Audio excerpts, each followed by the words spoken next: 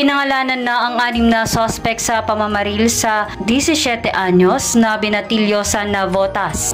Ayon sa isinagawang autopsy, kinilala ang binatilyo na si Gerald Jemboy Baltazar at di umano'y nalunod dahil sa 3 oras na pagkakababad sa tubig. Nagsimula na ang Internal Affairs Service o IAS ng PNP, Philippine National Police sa kanilang investigasyon sa Navotas kaugnay ang mistaken identity ni Jemboy, kung saan ay nabaril siya ng mga pulis dahil sa mistaken identity. Ayon sa kaibigan ni Jemboy, inihahanda nila ang kanilang bangka ng mga sandaling iyon upang mangisda noong 2 ng Agosto nang biglang may dumating na mga pulis at pinababa sila ng bangka.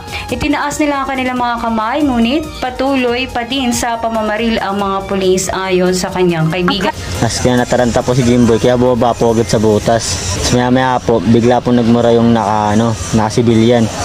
Tapos po sabi niya, "Noy, lumabas kayo dyan. Ayaw yung puputuan namin kayo." Tapos maya po, sunod na po yung pagpaputok sa amin ng mga naka-civilian. Siguro po isang minuto po.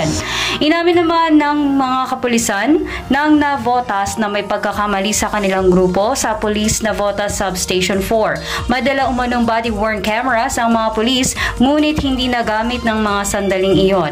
Ayon kay Abalos, kinakailangang i-revisit ang lahat ng modes of procedure at so-called command responsibility kasama ang level of liability upang hindi na maulit pa ang ganitong pangyayari. Siyempre, isipin mo para mapagbintangan ka tapos mapatay ka ng gano'n, no? Talagang yung galit, hindi dapat mangyari. Alam mo, may tumalon doon na bata doon sa tubig. Bakit barilin mo ang tubig? Ang first consideration naman natin is to arrest the suspect, not to kill the suspect. Bumisita naman si PNP Chief General Benjamin Acorda Jr. sa burol ng binatang biktima ng mistaken identity sa barangay NBBS Navotas noong Huwebes ng gabi. Nagpaabot na rin ang pakikirang kaanak ni Jemboy Baltazar dakong alas 11 ng gabi. Kinausap rin niya ang panganay ng kapatid ng biktima na si Jessa Baltazar at nangakong magbibigay ng agarang hustisya para sa pagkamatay ng kanilang mahal sa buhay. Samantala, nakauwi na ng bansa ang ina ng biktima na si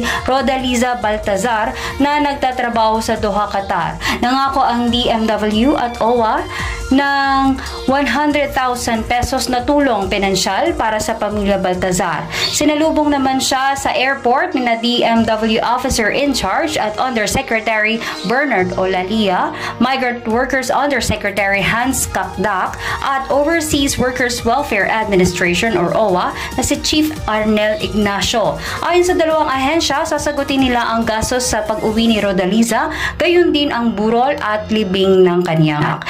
Nakapagsampa naman na ng kasong homicide para sa 6 na pulis na sangkot sa kaso na disarmahan na rin sila at kasalukuyan na ding nakakulong. At yan po ang nakalap nating mga balita hinggil sa pagkaril sa binatilyong si Gerald Jemboy Baltazar.